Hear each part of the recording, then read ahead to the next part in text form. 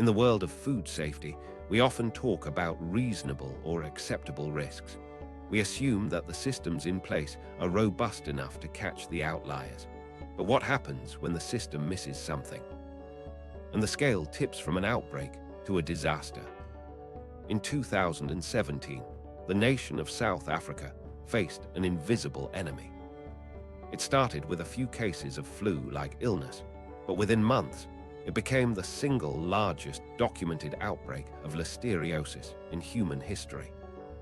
Today, we are dissecting the Polony outbreak, how a single factory changed the way this country looks at ready-to-eat meat forever. The context. To understand why this outbreak was so devastating, we have to look at the environment in which it took place. South Africa has a unique food culture affected strongly by socio-economic factors. Processed meats are a staple. The product Polony is an example of such a meat. It's a ready-to-eat sausage, similar to bologna or mortadella. It's affordable, shelf-stable, and incredibly popular in school lunches and low-income households. When listeria gets into a product like that, you aren't dealing with a specialty item eaten by a few people. You are dealing with a dietary staple eaten by millions. The outbreak was first identified in January 2017. By mid-year, cases were spiking. The National Institute for Communicable Diseases, or NICD, was seeing numbers that defied statistical probability. This wasn't random, sporadic infection. There had to be a common source. The investigation. Usually, tracking a foodborne pathogen is like finding a needle in a haystack. But the scientists in South Africa had a powerful tool: whole genome sequencing. They isolated DNA from the bacteria infecting the patients and looked for a match. They identified a specific strain called sequence type 6, or SNT6. This was the culprit. Now the focus shifted to finding the source. Inspectors fanned out across the country. They tested water, soil, and thousands of food samples. It was a race against time. Every day without an answer meant more hospitalizations, more deaths. The reveal. Finally, in March 2018, the break came. The SD6 strain was found in a sample of Enterprise Polony from a factory in Polokwane, Limpopo. It was the smoking gun. When authorities entered the facility, they found that the bacteria had formed biofilms. It was entrenched in the pipes, the slicers, and the conveyors. Here is the truly terrifying part. The outbreak wasn't just in that one factory.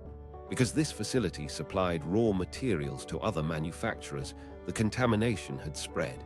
It was a domino effect. A single point of failure had compromised the entire national supply chain. Think of it like a messy roommate. You can clean the living room, but if they never clean their room, the mess comes back. Listeria is the ultimate messy roommate. It doesn't move out.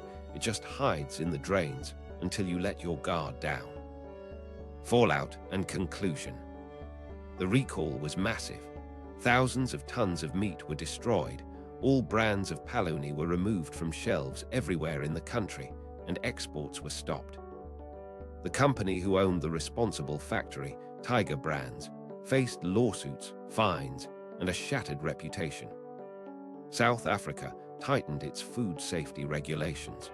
The government declared listeria a notifiable medical condition, meaning doctors legally had to report every case. This data transparency is now crucial in catching and preventing similar outbreaks early.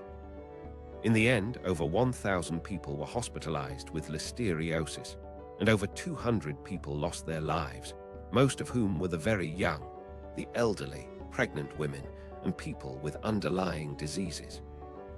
I want to leave you with this thought. Before 2018, many considered listeriosis a rare first-world problem, which highlights a bias in our thinking of complex food safety systems as a luxury. The South African outbreak proved that food safety is not a luxury. It is a fundamental human right and a primary responsibility of all those who are in the food industry. Thanks for watching. I plan to upload more food safety related videos, soon covering some of my favorite topics and incidents. Stay informed, stay a brain foodie.